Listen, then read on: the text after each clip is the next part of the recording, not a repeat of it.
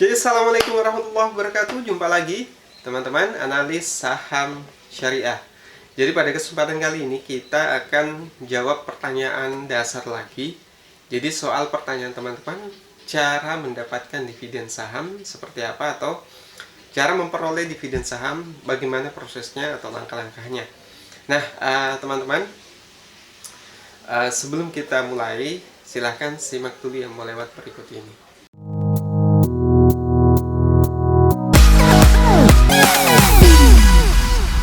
Oke teman-teman, bicara soal investasi saham, keuntungan dalam investasi saham sebenarnya ada dua. Yang pertama adalah capital gain, yang kedua adalah dividen saham. Capital gain sendiri itu sebenarnya sederhana memahaminya teman-teman. Jadi ibarat misalnya teman-teman jual buah harga 1.000, kemudian dijual dengan harga 1.200, maka 200 rupiah itu yang kita sebut sebagai capital gain atau keuntungan dari produk yang kita jual tersebut. Nah, dalam investasi saham juga sama seperti itu teman-teman. Jadi kalau kita misalnya beli saham di harga 1.000, kita jual 1.200 setelah beberapa minggu atau beberapa bulan, maka 200 rupiah itu yang kita sebut sebagai capital gain atau keuntungan dari investasi saham kita. Nah, itu salah satu keuntungan ketika kita investasi saham. Tapi ada satu lagi keuntungan pada saat kita investasi saham tanpa harus menjual saham yang kita miliki. Nah, istilahnya adalah dividen saham. Nah, dividen ini teman-teman tidak dibagi setiap hari, tapi cenderung dibagi dalam sekali setahun, dihitung dari berapa laba bersih yang dihasilkan dalam setahun penuh. Tapi itu pun teman-teman terkadang pada saat pembagian itu tidak sekaligus, biasanya dalam dua kali pembagian, yaitu tujuannya agar harga saham tidak terlalu terpengaruh dari hari pembagian dividen tersebut, atau pada istilah kumdet. Jadi istilahnya ketika teman-teman mau mendapatkan saham, itu ada istilah kumdet, di mana teman-teman harus beli saham tersebut di hari tersebut. Nah, sekarang kita mau cerita dulu cara mendapatkan dividen saham. Jadi teman-teman yang harus diketahui bahwa dividen saham itu beda dengan deposito dan investasi lainnya. Jadi dalam memperoleh dividen saham itu teman-teman tidak perlu atau tidak wajib memegang saham atau membeli saham tersebut dan menahan sahamnya selama setahun penuh. Tapi teman-teman hanya butuh waktu 1 hari, bahkan bisa saya katakan bahwa dalam waktu sejam saja kita memegang sahamnya, maka kita sudah bisa memiliki dividen dari saham tersebut. Dengan syarat pada saat teman-teman memegang sahamnya itu beli di hari penetapan siapa saja yang berhak menerima dividen tersebut. Jadi prosesnya seperti ini. Jadi pada saat pada akhir kuartal 1 dan awal kuartal 2, yaitu antara Maret dan April, itu biasanya musim pembagian dividen. Teman-teman kalau mau tahu di mana tempat memperoleh informasi, di mana saham-saham apa saja yang akan membagi dividen, sebenarnya banyak. Teman-teman bisa ketik di Google misalnya dividen saham Indofood misalnya, atau langsung dengan kode sahamnya misalnya dividen saham INDF atau TLKM, Telkom, dan lain sebagainya. Teman-teman bisa dapatkan dari Google, atau bisa juga dengan menggunakan fasilitas dari situs-situs tertentu, misalnya Stockbit, stockbit.com. Teman-teman bisa masuk ke situs tersebut, login dulu, kemudian di menu pilih menu kalender. Jadi pada menu kalender teman-teman cek apa saja saham-saham yang akan membagi dividen. Nah, teman-teman biasanya kalau kita mau menghitung dividen itu berapa hasilnya dari saham yang kita beli, maka ada istilahnya di rasio dividen yield. Nah, rasio dividen yield ini teman-teman sederhana sekali menghitungnya. Jadi kalau teman-teman sudah tahu berapa dividen per lembar sahamnya, Nah, angka tersebut tinggal dibagi dengan harga saham terbaru saat ini. Jadi misalnya dividen sahamnya Rp100, harga sahamnya 1.000, maka tinggal kita bagikan, maka hasilnya adalah 10%. Tapi teman-teman harus tahu bahwa pembagian dividen jumlahnya tidak sebesar deposito atau investasi lain. Jadi terkadang antara 1-3% atau 1-5%.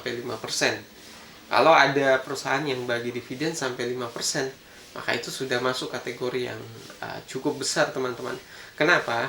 Karena memperoleh dividen itu tidak harus menunggu setahun. Bahkan bisa saya katakan, teman-teman bisa memegang atau membeli saham jadi menit-menit terakhir di hari penetapan kumdetnya, maka teman-teman sudah bisa dapat dividennya.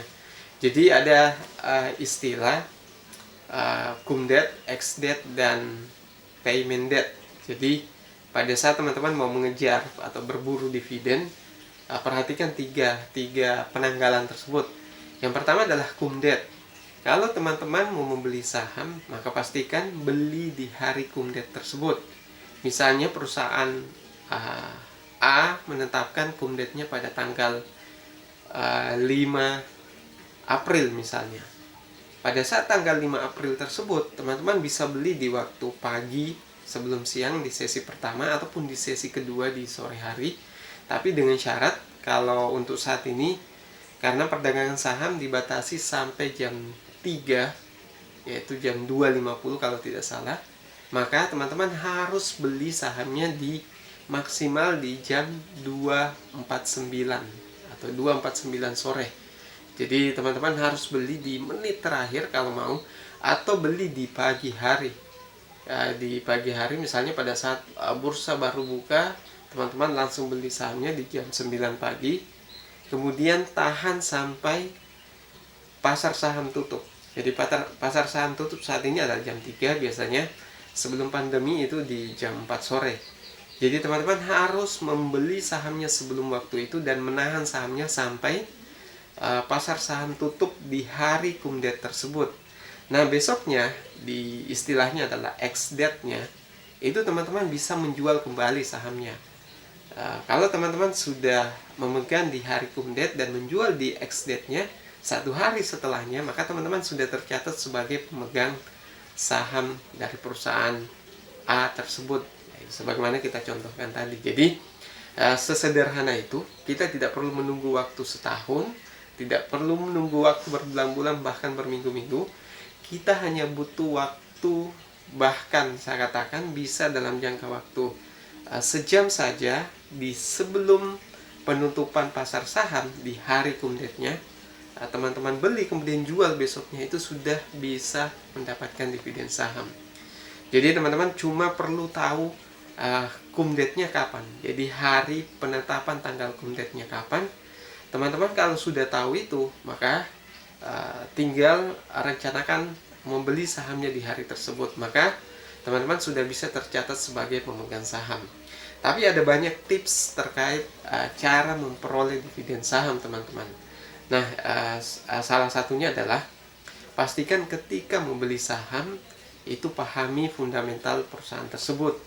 Kemudian lihat valuasinya, jangan sampai membeli saham yang valuasinya yang sudah over value, jadi sudah cukup mahal teman-teman beli.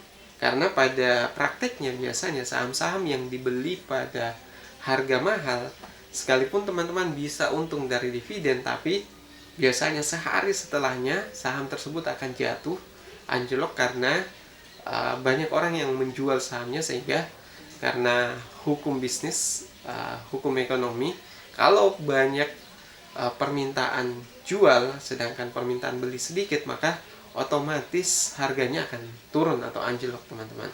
Jadi harus hati-hati pada saat membeli saham, pastikan valuasinya memang cukup murah dan perusahaan tersebut sedang dalam kondisi menguntungkan atau fundamentalnya sedang baik, teman-teman. Jadi ada banyak tips yang akan kita bagi lagi soal cara memperoleh dividen saham. Jadi cukup ini dulu yang bisa saya sampaikan, teman-teman, di video pertama kita soal dividen saham. Selanjutnya saya akan menjelaskan bagaimana tips memperoleh dividen saham. Jadi kita bisa untung dari saham dalam waktu cepat, tapi juga tidak rugi pada saat 1 hari setelahnya, pada saat ex-date-nya teman-teman. Jadi jangan sampai teman-teman berharap untung 1-2% dari dividen, tapi pada akhirnya di 1 hari selanjutnya sahamnya turun 5%, 10%, dan seterusnya. Jadi teman-teman perlu paham tips-tips berikut ini, tapi akan kita share di video selanjutnya.